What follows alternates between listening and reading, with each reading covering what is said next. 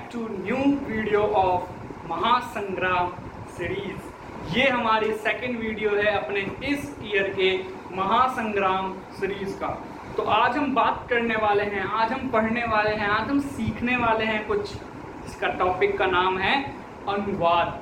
हिंदी से या इंग्लिश से संस्कृत में अनुवाद कैसे करा जाता है, ये हमारा आज का मेन फोकस रहने वाला है।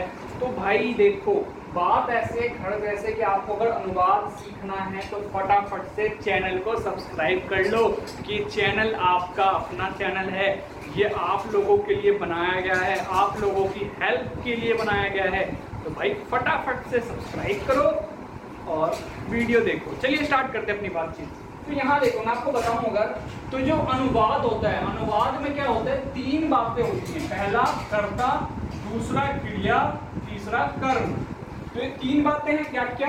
कर्ता, क्रिया और कर्म। ठीक है, कोई भी भाषा हो, चाहे हिंदी हो, चाहे इंग्लिश हो, चाहे संस्कृत हो, सब में तीन बातें ही होती हैं। ठीक है, हिंदी में आप क्या बोलते हैं? यही बोलते हैं, कर्ता, क्रिया और कर्म। संस्कृत में भी यही बोलते हैं, कर्ता, क्रिया और कर्म।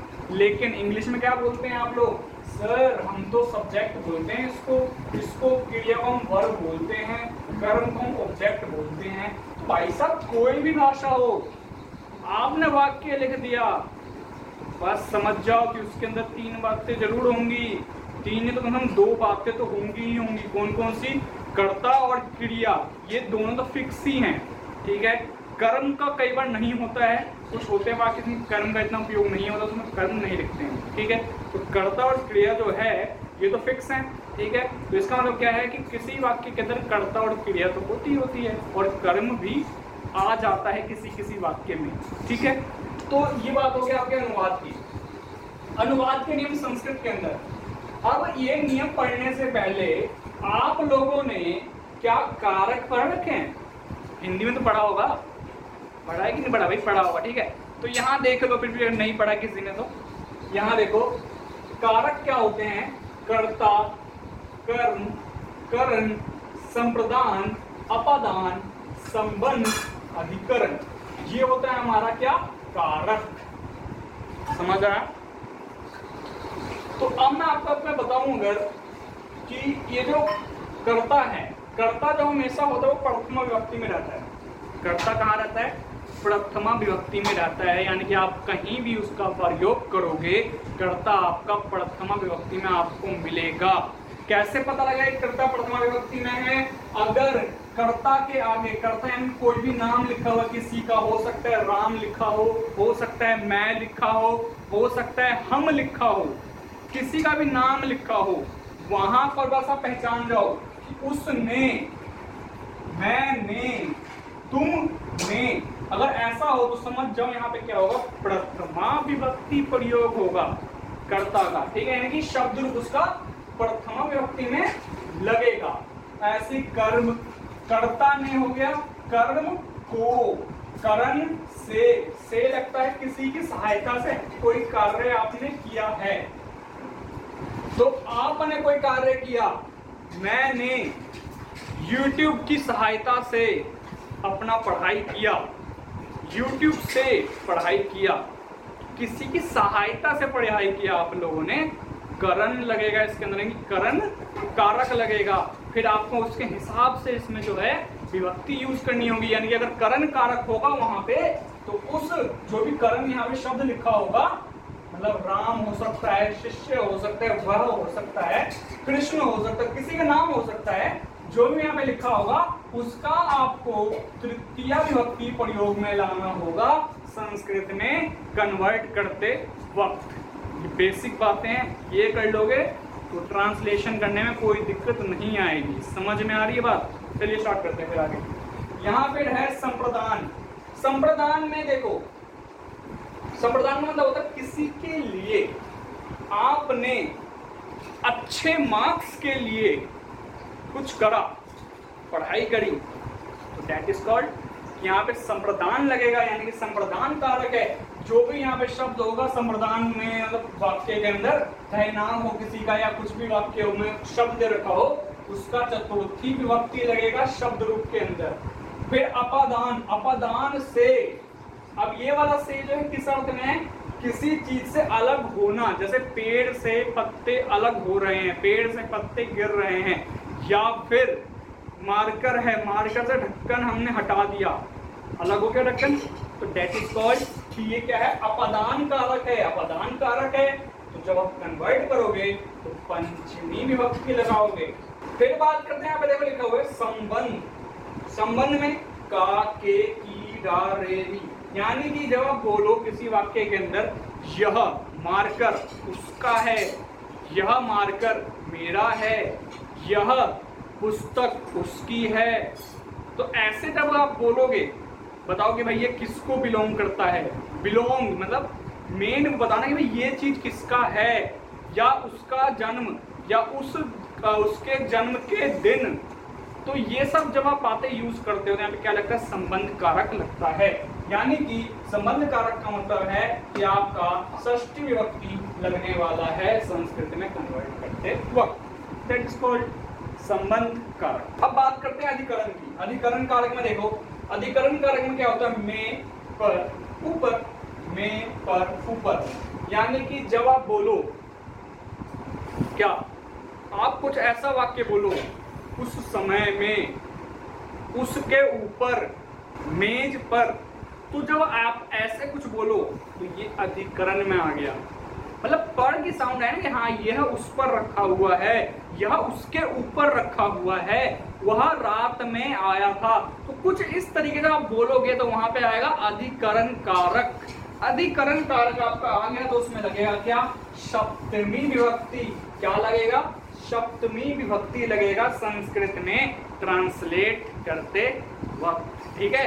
अब देखो ये तो हो गया भाई आपकी कुछ बेसिक सी बात है कि आपको जो है ऐसा याद रखना है ट्रांसलेट करते वक्त में, आपको इसको जो है पानी में मिला के अच्छे से पी जाना है, आपको फटाफट से अच्छे से याद हो जाएगा, बहुत ही इजी है, इसमें कुछ है नहीं। देखो याद करने का तरीका क्या रहेगा आपका, कर्ता ने कर्म को करण से के द्वारा संप्रदान के लिए अपदान से संबंध का की डालेगी अधिकरण में पर ऊपर, ठीक है। तो ये तो हो गया भाई आप चिन्ह और कारक को याद करने का तरीका। अब आपको पता नहीं है कि भाई विभक्ति कैसे याद करें, तो देखो ऐसे करोगे आप, कैसे, आप इसको रट डालो कारक को एक लाइन से, पहले क्या आता है, पहले आता है कर्ता, फिर कर्म आता है, फिर करण आता है, फिर क्या आता है भाई, संप्रदान आता है, फिर अपादान आता है, फिर संबंध आता है, फिर अधिकरण आता है। तो अब उस नाम से लगा लो, पहले कर्ता है तो प्रथमा, फिर कर्म है तो द्वितीय, फिर करण है तृतीय, संप्रदान है चतुर्थी, अपादान है पंचमी, और संबंध है षष्ठी, अधिकरण है सप्तमी। दैट इज कॉल्ड आपका कारक याद करने का ट्रिक थी, वैसे शॉर्ट से आपको याद हो जाएगी इसमें, ठीक है। अब देखो यहाँ पे, अब जो मेन आपको मैं सिखाने वाला हूँ आज, उसकी शुरुआत अब करी जाएगी। लेकिन अगर आप लोगों को पता है संस्कृत में क्या क्या होता है वाक्य के अंदर, तो बहुत अच्छी बात है, आप लोग कर लोगे ये अनुवाद। लेकिन अगर आपको यही नहीं पता कि संस्कृत में क्या क्या होता है वाक्य के अंदर, तो आप भाई अनुवाद नहीं कर सकते हो संस्कृत में। अब वो देखो क्या बात है आपको पता होनी चाहिए। देखो पहली बात कि जो अभी धातु रूप है, आप लोगों ने पढ़ा होगा क्लास 6 से लेकर आज तक कि जो धातु रूप होते हैं वो मेनली 5 प्रकार के आपको पढ़ाए गए होंगे आज तक में। कौन कौन से, लट लकार, लिंग लकार, लृट लकार, लोट लकार, विधि लिंग लकार, ये 5 तरह के आपको धातु रूप पढ़ाए गए होंगे। बस आपको यही 5 अपना अनुवाद करते वक्त याद रखना है, इससे बाहर कुछ याद रखने की जरूरत नहीं है, ठीक है। आप लोग धातु रूप याद रखो, किसी भी शब्द का, चाहे पट हो, गम हो, या फिर द हो, कुछ भी हो, कोई भी शब्द हो, उसका आपको धातु रूप 5 के 5 याद रखने पड़ेंगे, तभी आप लोग अनुवाद कर पाओगे। समझ में आई बात। अब कोई एक याद कर लो, वो 5 में काम कर जाएगा, मतलब 5 मतलब किसी एक शब्द के आप 5 याद कर लो, और वो बाकी जितने भी शब्द आएंगे सब में वो अपने आप ही लगते चले जाएंगे, उस ट्रिक के हिसाब से अपने आप लगता चला जाएगा, ठीक है। तो ये तो खैर आप कर लोगे यार, ठीक है। तो मेन क्या याद करना है, ये करना है और ये करना है, मतलब कोई भी एक शब्द उठा लो, उसके 5 के 5 याद कर लो, धातु रूप, ठीक है। अब इसके बाद आप लोगों को पता होना चाहिए संस्कृत के अंदर 3 तरह के लिंग होते हैं। पहला पुल्लिंग, फिर स्त्रीलिंग, फिर तीसरा नपुंसक लिंग। 3 तरह के लिंग होते हैं सर, बिल्कुल होते हैं, पता लग गया आपको। अब देखो, अब आपकी बाड़ी स्टार्ट होती है यहाँ पे अनुवाद के नियम से। अनुवाद का नियम क्या कहता है? सबसे पहले जो भी आपको वाक्य दे रखा है, जो भी आपको वाक्य दे रखा है उसको ध्यान से देखो, अच्छे से देखो। हाँ भाई, क्या लिखा है इस वाक्य के अंदर? अच्छा, ये वाक्य लिखा हुआ है। फिर से पहचानो कर्ता कौन है इसके अंदर। भाई वो वाक्य जो लिखा हुआ है उस वाक्य का कर्ता धर्ता, इस वाक्य को करने वाला कौन है, उस वाक्य में जो कार्य करा जा रहा है उस कार्य को करने वाला कौन है, अर्थात कर्ता कौन है। कर्ता को पहचान लिया आप लोगों ने। अब कर्ता को हमने देख लिया भाई, कर्ता। अब यहाँ देखो, वो कर्ता जो है उसका पुरुष क्या है? क्या वो प्रथम पुरुष में है, क्या वो मध्यम में है, या उत्तम पुरुष में है? पहचान लिया। फिर देखो उसका वचन क्या है, क्या वो एक वचन में है, क्या वो द्विवचन में है? अच्छा, नहीं, लगता है बहुवचन में है। तो आप ऐसे करके पहचानोगे, ठीक है। जैसे अब ये प्रथम पुरुष, मध्यम पुरुष और उत्तम पुरुष क्या है, तो वो यहाँ पर आप देखिए। यहाँ देखो, उत्तम पुरुष से स्टार्ट करते हैं। जब आप लोग अपनी बात कर रहे होते हैं, जैसे मैंने बोला मैं, या फिर हम दो, या फिर हम सब, तो ये तीनों ही बातें, तीनों ही शब्द आपके उत्तम पुरुष में आते हैं। मैं, हम दोनों या हम सब, ठीक है। आपने पढ़ा होगा इंग्लिश के अंदर, जैसे मैं का आपका हो गया आई, हम दो का वी, हम सब का भी वी, ठीक है। तुम का तुम यानी कि यू, और जो वहां लिखा हुआ है वहां में ही, शी, इट, कुछ भी आ सकता है। ही, शी, इट, दे, कुछ भी। मतलब आपका अपना और सामने वाले का अपने वर्ड के अलावा किसी तीसरे की बात कर रहे हैं आप, तो वो प्रथम पुरुष में आएगा। अगर आप अपनी बात कर रहे हैं कि हाँ भाई आप ही उस वाक्य के अंदर करता है, जैसे मैं पढ़ता हूँ, तो मैं यानी कि आप करता है, तो भैया आप उत्तम पुरुष में आए। उत्तम पुरुष में आए, आपने मैं बोला है तो मैं बोला, यानी कि आप एक वचन में आए। उत्तम पुरुष एक वचन में आपको बोला जाए कि आप उत्तम पुरुष एक वचन के कर्ता हैं, ठीक है। अगर आपने बोला हम दोनों पढ़ते हैं, तो भी आप उत्तम पुरुष में आए, लेकिन वचन आपका चेंज हो गया। वचन ध्यान देना, यहाँ पे हम दोनों बोला है आप लोगों ने, तो यहाँ पर वचन क्या आया? द्विवचन आया। ये आपको याद रखना है, समझे बात को। ऐसे ही आपको कर्ता पहचानना पड़ेगा। भाई कर्ता आपने देख तो लिया उत्तम पुरुष का है, वचन पहचानने में गलती कर दोगे तो पूरी वाक्य खत्म, टाटा बाय बाय। फिर मध्यम पुरुष में अगर आप देखो, क्या लिखा हुआ मैंने? तुम, आप बोल रहे हो, तुम पढ़ते हो, बोला आप लोगों ने, बस सही बोला भाई आप लोगों ने। तुम पढ़ते हो, इसका मतलब आप लोग आ गए मध्यम पुरुष में। मध्यम पुरुष में आ गए तो इसका मतलब है क्या? आपको अब देखा जाएगा आपकी वचन क्या है। तो भाई आप वचन कहाँ है? तुम कहाँ लिखा हुआ है? यहाँ लिखा हुआ है एक वचन में। तो भाई साहब आप तुम मध्यम पुरुष में आ गए और किसमें आ गए? एक वचन में आ गए। अगर आप लोगों ने बोला तुम सब, अभी भी आप मध्यम पुरुष में ही हैं, ठीक है, लेकिन आपका वचन चेंज हो गया, आपने सब बोल दिया, बहुवचन आ गया, बस भी लगा दिया मैंने यहाँ पे तुम सब बहुवचन, यानी कि संस्कृत में यूयम, ठीक है। ऐसे ही आप अगर देखो प्रथम पुरुष में, तो आपने बोला राम पढ़ता है, वह पढ़ता है, श्याम खेलता है, वे दोनों पढ़ते हैं, वे सब पढ़ते हैं। तो आपने जितने भी बोले ना मैंने अभी आपको, राम, वे, श्याम, वह, सब क्या है? प्रथम पुरुष में आएंगे, ठीक है। अब इनका वचन कैसे तय होगा वो आपको मैंने बता दिया। आपने बोला अगर राम पढ़ता है, राम पढ़ता है, भाई साहब क्या बात कर दी आपने, वो एक वचन में आ गया ना, फिर राम तो एक ही है यहाँ पे। अगर मैंने बोला होता राम और श्याम पढ़ते हैं, तो क्या होता? वे दोनों पढ़ते हैं, यही मतलब होगा ना इसका, दोनों पढ़ते हैं, तो वे दोनों होता, वे दोनों होता, तो इसका मतलब द्विवचन होता, द्विवचन होगा और ये आए रहेगा तो प्रथम पुरुष में, क्योंकि राम नाम है किसी का, तीसरे की बात कर रहे हैं, किसी तीसरे की आप इशारा कर रहे हैं, तो इसलिए फिर ये द्विवचन में आया और प्रथम पुरुष में रहेगा। अगर मैंने बोला होता राम, श्याम, लक्ष्मण, अभिषेक सब पढ़ते हैं, तो क्या होता है यहाँ पे, इसमें आपका होता 2-3 से ज्यादा लोग हैं, 2 से ज्यादा लोग आ गए, क्या रहेगा, बहुवचन होगा ना। देखो मैंने क्या बोला, अगर मैं बोलूं राम श्याम लक्ष्मण और अभिषेक पढ़ते हैं, 4 लोग हैं, 4 लोग हैं, बहुवचन में आ गया, बहुवचन में आ गया, लेकिन नाम है सबके यहाँ पे राम लक्ष्मण, इसमें नाम ही तो है, तो इसका मतलब प्रथम पुरुष में रह गया, लेकिन वचन चेंज हो गए, फिर इसमें आ गया, फिर हम क्या बोल देंगे, वे सब। शॉर्ट वाक्य को शॉर्ट करने के हम बोल देंगे वे सब पढ़ते हैं, 4 लोग हैं, सीधा हमने बोल दिया वे सब, खत्म, that's all, tata bye bye. तो ये था भाई आपका कर्ता को पहचानो, उसके पुरुष को पहचानो, उसके वचन को पहचानो, दैट्स ऑल आपका पहला नियम।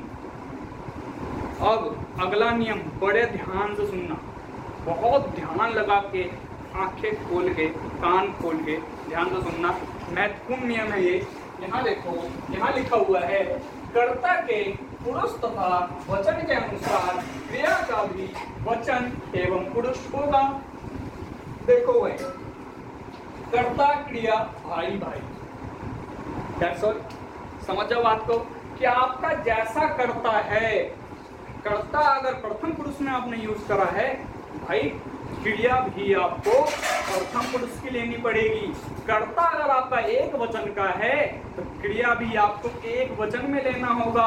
अगर आपने कर्ता बहुवचन का लिया है और क्रिया आपने द्विवचन की ले ली तो गलत हो जाएगा पूरा वाक्य।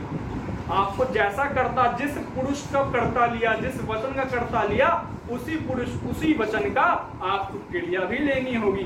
तो ये है भाई आपका अनुवाद करने के 2 नियम, 2 महत्वपूर्ण और अत्यंत स्पष्ट करे जाने वाले नियम जो आपके सामने मैंने प्रस्तुत करे हैं। चलिए स्टार्ट करते सेंटेंस अपना, जरा क्वेश्चन करके देखते हैं अपने इन्हीं सब की हेल्प से। तो यहाँ लिखा हुआ है राम जाता है, इस सेंटेंस में लिखा है भाई राम जाता है। तो अब देखो इस सेंटेंस को अगर आप कन्वर्ट करो संस्कृत के अंदर तो क्या आएगा, देखो यहां पर आपका आएगा राम जाता है।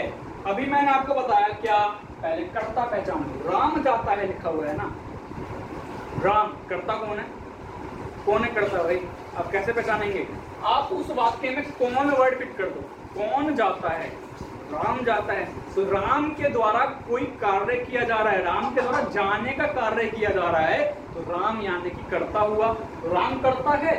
अब देखो भाई ये करता है किस पुरुष में है, ये किस वचन में है, ये यहाँ देखो राम, मैंने आपको नाम बदलना भाई, नाम है किसी का ही, तो राम किसी का नाम है तो इसका मतलब प्रथम पुरुष में आएगा।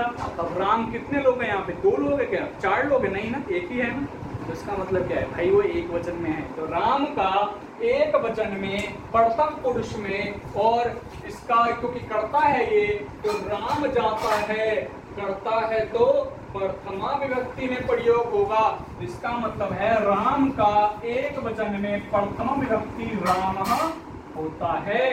राम गच्छति, क्योंकि जाता है लिखा हुआ है, जाता है यानी कि जाना, जाना यानी कि जाता है, जाता है। राम क्योंकि एक वचन प्रथम पुरुष में है तो गच्छति भी एक वचन प्रथम पुरुष में आता है।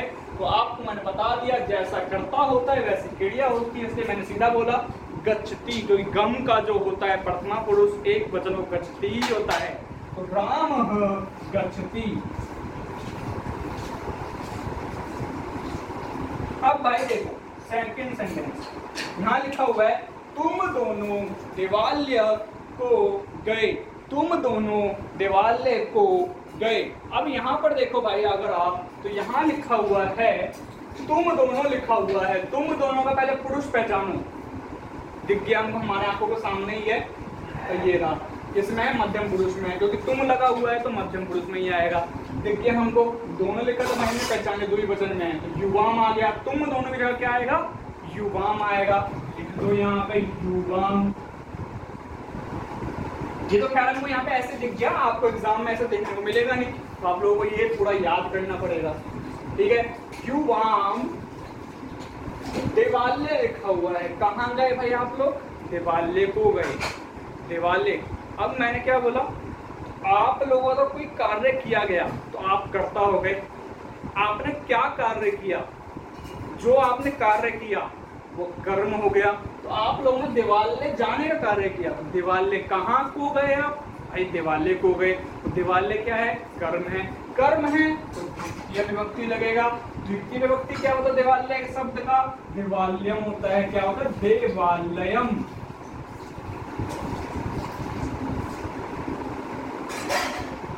ठीक है, युवाम दिवाल्यम। और मैंने क्या बोला? को गए। मैंने कहीं बोला यहाँ पे जाते हैं, जाएंगे नहीं बोला कहीं मैंने क्या बोला? को गए। को गए तो भाई यार सिंपल सी बात ध्यान रखो ना, ये पास्ट की बात हो रही है। पास्ट में क्या लगता है? अगच्छताम लगता है द्विवचन में। मध्यम पुरुष द्विवचन गम का क्या होता है? अगच्छताम। ठीक है, ये क्या आ गया? अगच्छताम।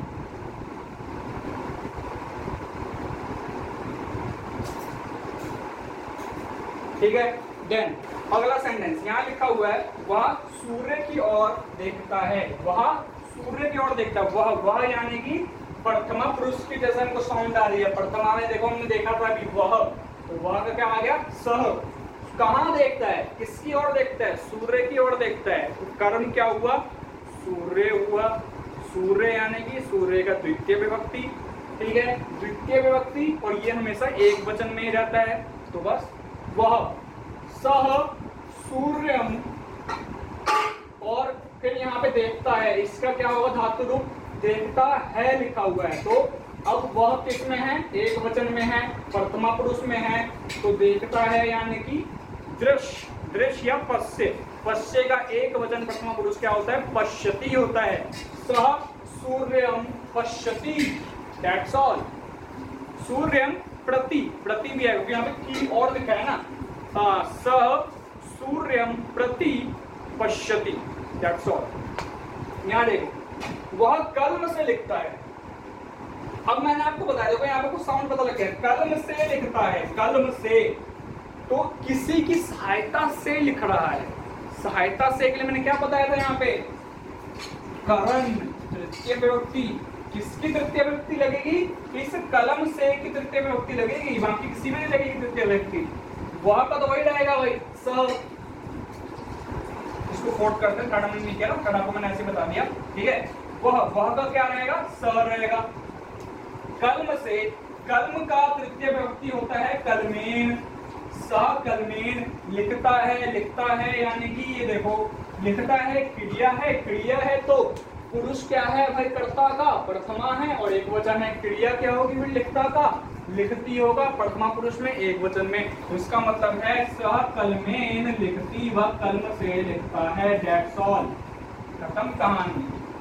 पांचवा देखो, शिष्य गुरु को दक्षिणा देता है। शिष्य गुरु को दक्षिणा देता है। यहाँ देखो गुरु को देता है, या वैसे बोल लो गुरु के लिए दक्षिणा देता है। एक ही बात है, एक ही साउंड आ रही है। तो बस दैट्स ऑल। आप क्या देखेंगे यहाँ पे?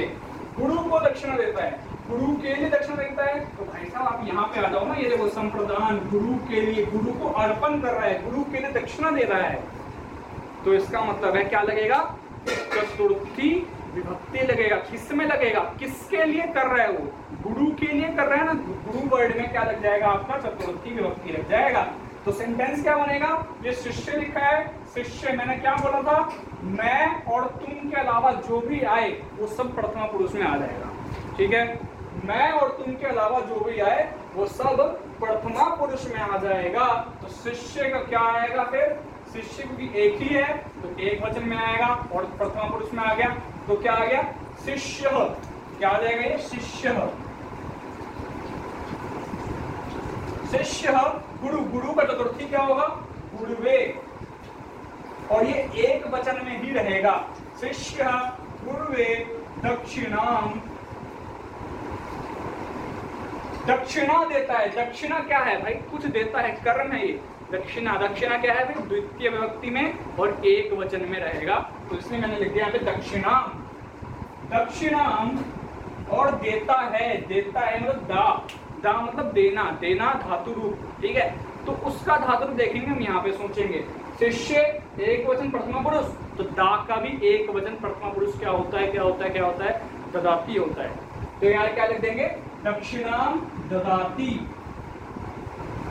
मैंने क्या बोला आपको सेंटेंस यहाँ पे, शिष्य गुरुवे दक्षिणाम ददाति। फिर लिखा है मैं घर से जाता हूँ, अब मैं आ गया, जहां मैं आ गया वहां उत्तम पुरुष आ गया।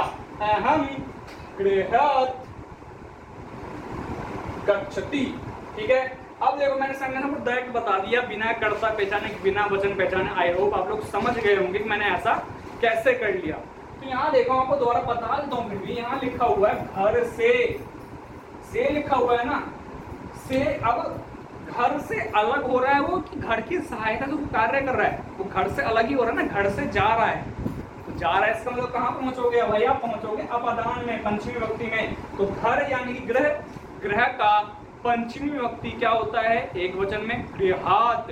तो मैं का तो क्या आ गया, अहम गृहात, घर से का आ गया गृहात। और जाता है, जाता हूँ लिखा है, जाता हूँ यानी कि गम। अब मैं क्योंकि अहम है, अहम यानी कि एक वचन में है, एक वचन में उत्तम पुरुष में है, तो जाता हूँ यानी कि गम का भी एक वचन उत्तम पुरुष ढूंढेंगे।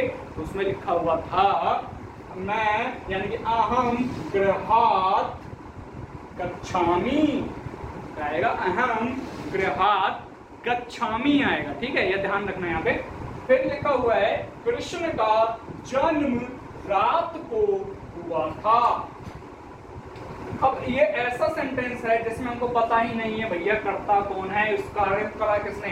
कृष्ण का जन्म रात को हुआ था, कहीं पता लगता है इसके अंदर भाई कर्ता कौन है, कोई पता लग किसने कार्य कौन कर रहा है वो जन्म होने का, नहीं पता लग रहा। तो यहाँ पे आप क्या करेंगे, जो कृष्ण है, कृष्ण का जन्म, इसी को आप क्या मान लेंगे, कृष्ण का जन्म, ये हमारा सीधा सीधा इसी को आप कर्ता मान लेंगे, कारक मान लेंगे। कारक का प्रयोग करते हुए आप इसमें लगा देंगे। यानी कि देखो कृष्ण का के लिए क्या लगता है भाई, संबंध बता रहे हैं, किसी का जन्म हुआ था, किसी का जन्म हुआ था। कारक बता रहे हैं, कारक बता रहे हैं, तो भैया क्या करेंगे, संबंध बता रहे, कारक यानी कि संबंध बता रहे हैं। संबंध में क्या होता है, किसी का, वो किसी को बिलोंग करता है, जन्म किसी का बिलोंग कर रहा है। तो का लग गया, तो बस वो जो वर्ड है का जिसके आगे लगा हुआ है उस पूरे वर्ड का क्या कर देंगे, षष्ठी विभक्ति बना देंगे। यानी कृष्ण का क्या बन जाएगा, कृष्ण नस्य, कृष्ण का। और जन्म का तो जन्म ही रहेगा वर्ड। रात को लिखा हुआ है ना यहाँ पे। अब एक बात बताओ, अगर मैं आपको बोलूं कृष्ण का जन्म रात में हुआ था तो कोई दिक्कत आएगी सेंटेंस के अंदर, नहीं। तो इसका मतलब क्या है, ये जो सेंटेंस है ये थोड़ा सा अधिकरण से भी आपका मेल खाता है। तो रात को लिखा हुआ है यानी कि सप्तमी है, यानी कि रात का जो सप्तमी विभक्ति होता है वो होता है रात्रो। कृष्ण से जन्म रात्रो हुआ था लिखा है, हुआ था यानी कि होना, पास्ट की बात हो रही है। क्या आएगा भाई, भव का क्या था, हमने पढ़ा था अभी, अभवत होता है, आप लोगों ने पढ़ा होगा 10 से पहले। तो क्या होता है वो अभवत, क्योंकि कृष्ण जो है कृष्ण से हमने यहाँ पे एक वचन प्रयोग करा है। मैंने आपको बोला था ना, चाहे वो कारक कोई सा भी हो तो वचन उसका एक वचन रहने वाला है, तो हमने इसको एक वचन प्रयोग करा था। हम अपने क्रिया को भी एक वचन में ही प्रयोग करेंगे। और क्योंकि कृष्ण किसी का नाम है तो इसका मतलब है हम उसको, नाम है तो नाम को फिर हम एक वचन में रखेंगे और प्रथमा पुरुष में रखेंगे, तो हमारा अभवत भी एक वचन और प्रथमा पुरुष में ही आएगा। ठीक है, यानी कि जो हमारा क्रिया है वो एक वचन प्रथमा पुरुष में ही आएगा। भले ही आपको इसमें कर्ता पता ना लग रहा हो, लेकिन आप लोगों ने देख लिया नाम दे रखा है किसी का, बस भाई रखो वहाँ पे प्रथम पुरुष में आएगा, आपकी सीधी सी बात है। ठीक है, फिर आपके लिए मैंने कुछ गिफ्ट तैयार कर रखा हुआ है यहाँ पे। आप लोगों को ये गिफ्ट अपने होमवर्क में तैयार करने हैं, मतलब आपको अपने कमेंट सेक्शन में आपको ये गिफ्ट के आंसर देने हैं। ठीक है, आप चाहे तो स्क्रीनशॉट ले सकते हैं इसका और फिर हमको बता सकते हैं अगर आप लोगों को कोई भी दिक्कत आती है, या अगर आप लोगों को कोई क्वेश्चन पूछना है तो आप फटाफट से मेरे से पूछ सकते हैं। ठीक है, तो भाई किसी को कोई क्वेश्चन पूछना है तो सर मेरा एक क्वेश्चन है यहाँ पे कि सर आपने सर मेरे को यहाँ पे बताया हम लोगों को कि यहाँ लिखा हुआ है तुम दोनों देवालय को गए। तो सर आप मेरे को ये बताइए कि आपने ऐसे बोला तुम दोनों को आपने बोल दिया कि हाँ यू वाम हो जाएगा। आप मेरे को ये ट्रिक बताओ कि आपने पहचानेंगे कैसे हम एग्जाम के अंदर, हमको याद करने का ट्रिक बता दो सर, बस इतने से आपसे रिक्वेस्ट है हमारी। ठीक है सर, तो सर चलिए बता तो आपका क्वेश्चन है कि आपको कैसे पता लगेगा एग्जाम के अंदर कि आपका जो वाक्य है उसमें से इन्हीं में से कोई पुरुष लगना है, यानी कि वो जो वाक्य में जो भी करता है वो इन्हीं में एक पुरुषों में कोई होगा। ये आपको पता कैसे लगेगा? तो भाई यार थोड़ा सा अपना भी दिमाग लगाते हैं आप। यहाँ पर देखो, मैंने बोला आपको कि आपको ये याद कर लोगे, अगर दिमाग में बैठा लोगे ना, हल्का हल्का पढ़ भी लोगे तो आपको भाई आराम से याद हो जाएगा। कोई दिक्कत वाली बात नहीं है इसके अंदर, कोई रॉकेट साइंस नहीं है कि भाई याद ही नहीं होगा हमसे। तो देखो सिंपल सी बात मैं आपको बोलता हूँ यहाँ पे कि प्रथम में देखो, जो भी प्रथम पुरुष पढ़ो ऐसे पढ़ो, सा तो ते, मध्यम में त्वम युवाम यूयम, उत्तम में अहम आवाम वयम। दैट इज, देखो सा तो ते त्वम युवाम यूयम, ठीक है, अहम आवाम वयम। दैट इज, आप लोगों को बस इतना से याद करना है भाई, और कुछ है नहीं इसके अंदर। आप लोगों ने बस ये याद कर दोगे ना, आपको कोई दिक्कत नहीं आने वाली है अनुवाद करने के अंदर। चाहे आप कहीं पे लिख के भी रख सकते हो कि कोई सर ने कहा था, कोई दिक्कत नहीं आएगी, ठीक है। बहुत ही आसान ट्रिक है ये, आपको पहचानना है कर्ता क्या है, कर्म क्या है और अपना ये क्रिया क्या है। जैसा कर्ता वैसी क्रिया, सिंपल सी ट्रिक मैंने आपको बताई है। आई होप आपको ये वीडियो पसंद आई है, ठीक है दोस्तों। अगर आपको वीडियो पसंद आई है तो भाई क्या करना है आप लोगों को पता है, वीडियो को लाइक करो, शेयर करो, कमेंट करके बताओ आपको ये कितना अच्छा लगा। और आज आपको यहाँ पर डबल रोल देखने को मिला है, वो डबल रोल का कंसेप्ट आपको कितना बढ़िया लगा है। हो सकता है हमारे डबल रोल में भी कुछ खामी हो, अभी इतना परफेक्ट नहीं हो, लेकिन बट हम टाइम के साथ इसको इम्प्रूव कर लेंगे। ये हमारा पहली बार था, हमने पहली बार इसको इंट्रोड्यूस करा अपने चैनल पे डबल रोल को। तो अगर आपको पसंद आया है तो भी बताएं, नहीं आया कुछ लगा कि हाँ कुछ इम्प्रूवमेंट होनी चाहिए तो भी बताएं, ठीक है। जैसा कि आप देख सकते हैं उसका नाम अमित कुमार है और मैं आपका अपना टीचर अमित राय हूँ, ठीक है। तो चलिए मिलते हैं आप सब नेक्स्ट वीडियो में, अपनी नेक्स्ट वीडियो यानी कि इस सीरीज की जो नेक्स्ट वीडियो हमारी आएगी महासंग्राम सीरीज की, उस वीडियो में आपको कुछ नए टॉपिक में आपको हम ज्ञान देंगे कि आपको ऐसे करना चाहिए, ऐसे नहीं करना चाहिए। तब तक के लिए भाई वीडियो को लाइक कर लो, चैनल को सब्सक्राइब कर लो और भाई बेल आइकॉन को कौन प्रेस करेगा, कर दो उसको भी, सिंपल सी बात है भाई, ठीक है, कर देना आप लोग सब्सक्राइब।